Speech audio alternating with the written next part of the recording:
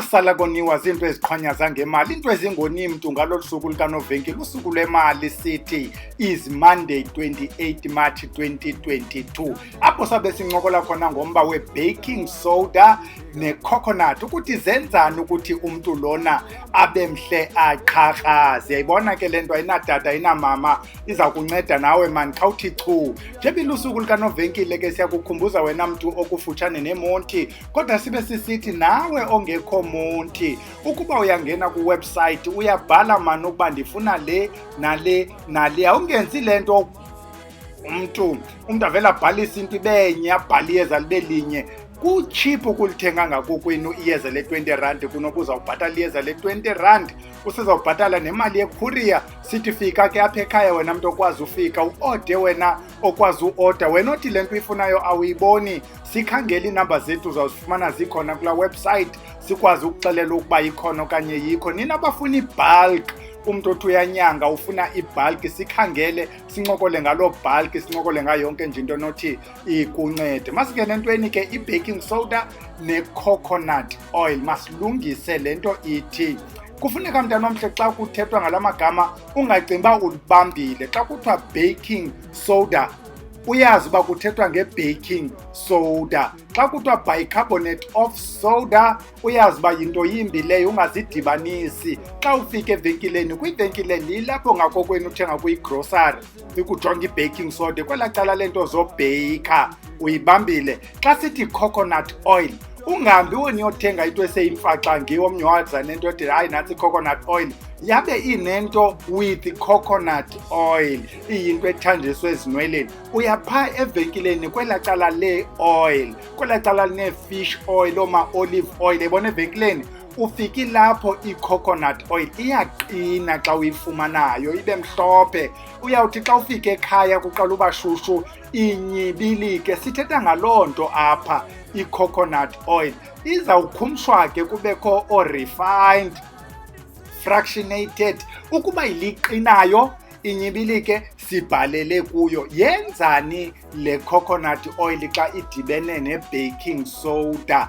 Sizawuthi uzukuqala uyojikela ujonge i-coconut oil uba yenzani. Izinto ezininzi loo nto uyifumana kwiinto ze-skin, yiloo nto siyisebenzisa xa kusenziwa i-aloe vera oil, kuba i-aloe vera oil inidi coconut oil mntana omhle. Loo nto imane iqinaqina le aloe vera oil. So i-coconut oil yancedisa ke kwizinto eziya kwi-skin because ino-vitamin E amongst ezinye izinto enazo. I-baking soda asikayincokoli, sawubuya sithethe ngayo, ungayidibanisi ke ne-bicarbonate of soda mntana omhle, enye yenze enye nenye yenze enye. Xa zidityanisiwe, uyabuza omnye zidityaniswa njani ibhele phambi koba singene ukuba zenzani. Thatha wena into lena yasesilungwini, uvuba umoya wakho uthi galela kangakanani, uzawuyiva mos bingathi ninzi le, hayi iyashota le, wenze njalo. Le nto ayizuba yi-poison mos, asixubi mayezosela apha, uzawuthambisa kwi-skin. And i-rule ke ithi anything eya kwi-skin ingaske uqale kumva wesandla, ujonge ukuthi awureacti na. Abuze umntu bayithena le nto iyareactisa. Clinically baza kuxelela ukuthi ne-Panado le engu-over the counter, some people bayareacta kuyo i-Panado. Andithi bakhona abareacta ebisini, bakhona abantu abango-milk intolerant. It means le nto umntu omnye nomnye umntu ikhona into areacta kuyo. Ezi zinto ayizonto kuyawuxhapha kuba ureacte, but awuzazi wena. Nathi asikwazi, qala kancinci kwindawo encinci usijonge ubana ulusu olu lwakho luyamelana nane ezi zinto zimbini phambi kokuba uyizise ebusweni, kuba phi yakhona iya ebusweni. Uxubile ke mntana ebhele ngokwe-measurements ezihambelana nomsindo wakho, wayibona uba nantsi le nto ingathi ihambelana nawe. Uzawuthi mhlawumbi xa uyixuba i-coconut oil uzawufuna iqela inyibilike, qala usenoyibeka elangeni, usenoyishushubeza ngolo hlobo. Abantu abaninzi discourage ukuthi xa ushushubeza izinto ushushubeze kwi-microwave because la radiation inento yenzayo kwezi properties zale nto that we need, kill the protein, ezinye of yonke nje i-microwave ayikho right uba uyalimamela kakuhle ibali layo.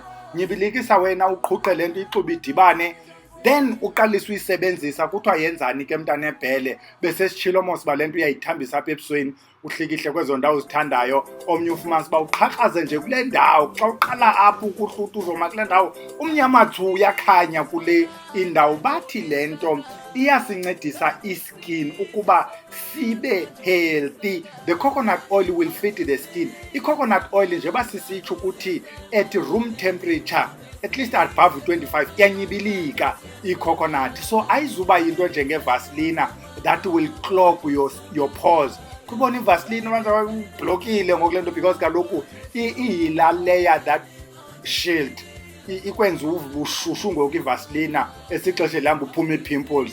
Yiyo kaloku yenza uba kube nzima ukuphefumla, umzimba ungakwazi urelisa okakubila. Kanti lena into iyangena yona kuba iyanyibilika xa idibana. Once it touches the skin, i-coconut oil iyanyibilika. I-baking soda yenza ii-properties that will still discuss, okwangoku sithi yenza the skin sibe healthy and ikukhuphe neza blemishes.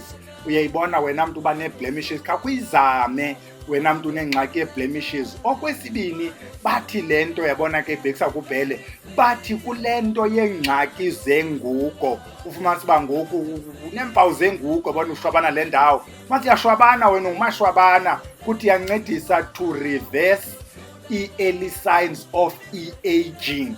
Bakhona abantu abaneproblem ye-early aging, babe khona abantu abagugayo bomba uyaguga. Uyabona ngoku uyaguga and akubuya ngamva kwiwa phambili. So iyazireverse ezaa signs ze-early aging, iphinde ibe ne-antimicrobial effects because andithi skin interacts with umoya all around us. Ungene etoilet, zii-bacteria, zii-viruses zihamba apha emoyeni, esitratweni, eziteksini, everywhere. So kuthiwa iyayincedisa laa nto ukulwa ezaa viruses zilapha emoyeni. Uyabona ke ngoku i-baking soda le ibe yile nto kuthiwa yi-exfoliant, ingathi iyakhuhla mntanomhle xa uyisebenzisa nale coconut oil.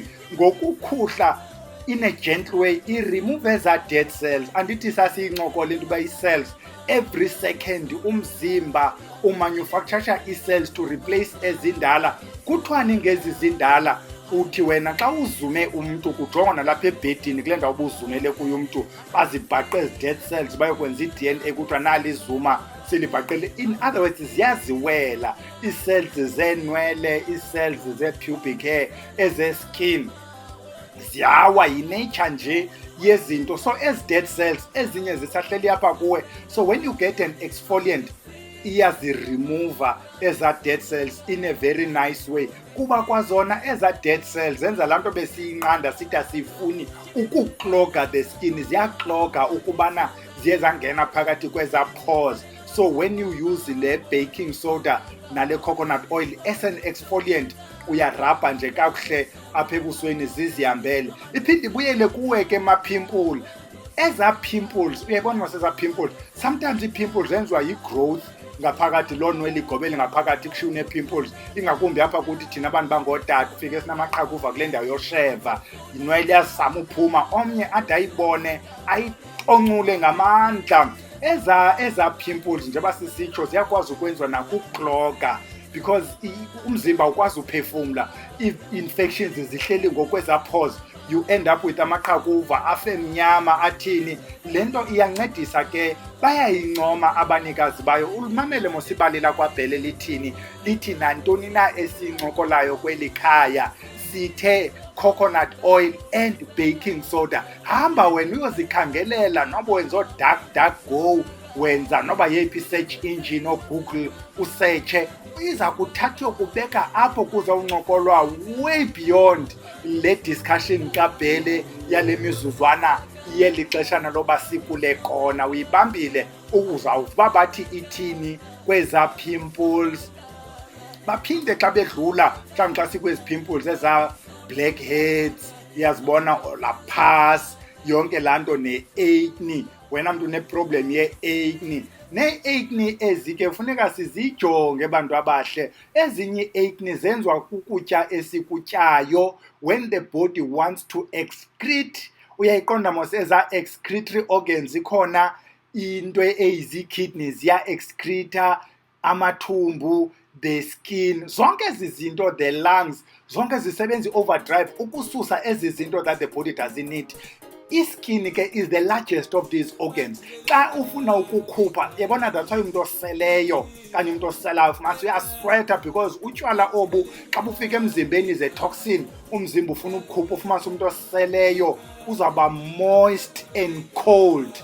Uyibambile mhlawumbi kuyafuneka sithethe ngotywala ngenye imini, sinqande utywala. Kodwa ngoku sisathetha nge-baking soda nayo i-coconut oil sithi ukuba ufuna ujongana nazo into ze-acne, is important ubujonga ukutya, is important ubujonga ii-hormones. Sometimes iba hormonal le nto, yiloo nto xa usiya ekliniki babekunika iipilisi zocwangcisa uba ngumntu ongusisi. Ngelinye ixesha iba bacterial, ufumanisa uba ngoko andikhotsho ngoku beza kunika ne-doxycycline, okanye ke ufumane ezi creams zi-antibacterial ukwenzela uba sizame ukujonga ukubana lena i-acne yenziwa yintoni. Ezi zinto ke xa sezidibene mntana omhle uskrabhile wamhle wathini, kuthiwa you start to glow. Uyayibona ke ngoba wena uyaglowa ke ngoku umhle. Njengoba sisekule ndaba ke ngoku yasekugloweni, sithi kwawena mntu ubuneproblem yesichitho, mhlawumbi wena uzisebenzisela ezinto kuthiwa ziziwasho,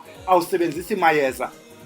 Nazi iziwasho zakwaBhele zasezichaziwe, seziziziwasho ke zikazwelonke. Ngoku sasithetha ngooma-diesel, ooma-spirit, ooma-salt, yonke laa nto sathi kuyastimiwa. Sathi xa ugqiba ostima ufumane into othambisa, kuba kaloku you also want to get rid of laa nto ibizinto zokugxotha into ezimdaka. Now ufumana le baking soda yakho nale nto yale coconut oil, uyazithambisela, isichitho sikhuphile, isengustep 2 wakho lona. Uzawuglowa ke ngokube mhle nalaa mntu ebekubalekile athi utheni umntu wam eske wamhle nje, because kwale nto also hydrate the skin. Once iskin sibe hydrated siye kuba ngumankwatsha kamashwabana. Umntu wakho xa ekujongile abonga utheni eske wanguba ngumkwatsha, ingathi uyaphuqeka. Umhle ngoku ufuna ubuya, uncedwe yintoni? Yi-baking soda nantoni ne-coconut oil. Hamba ke uyoyizama ke wena, ujonge uba awuzuqhakrazana, uphinde ubhala apha ngaphantsi uthi ndiqhakrazile, ukwenzela uba nobe iphosile okanye ongakhange ayithembe atsho ayithembe. Sithi ke xa siyivala, hamba wena uyozifundela le nto kuthethwa ngayo, ukwenzela ukubana ufumane nezinye iindlela ezi-beyond le nto uBhele ayibalisileyo apha. Kuba ngoku thina sizibethela nje mos under 15 minutes, abantu bagala idatha iyaphela idatha. Abanye bathanda uyohlala phaa ngakwa-KFC bancathame phaa. Ngoku ingaske le datha ingabinde kakhulu because nayo KFC ubanika ilimit. Siyekile ke yakwanovenkile sithi ngalibali imane uzofumana iikhombo zakwaBhele, iikhombo zogila umkhondo, xoxa zanyoka ziphaa kokwenu, iikhombo zozo. uBhele xa seqalisa uadvertise akazuyeka. Siyekile ke yalala siyodibana nini ngoLosithathu. We might have indoda ke sizawuba nayo ngoLosithathu, but I don't want to mention names. Ibaleke indoda, kuthiwa Bhele iphi laa ndoda yakho? Sizawuza nendoda, indoda yaziwayo ke kwiindawo ezithile, ingakumbi abantu bakaFacebook. Sabe siyiphethe loo ndoda ukuba kwenzekile Camagu.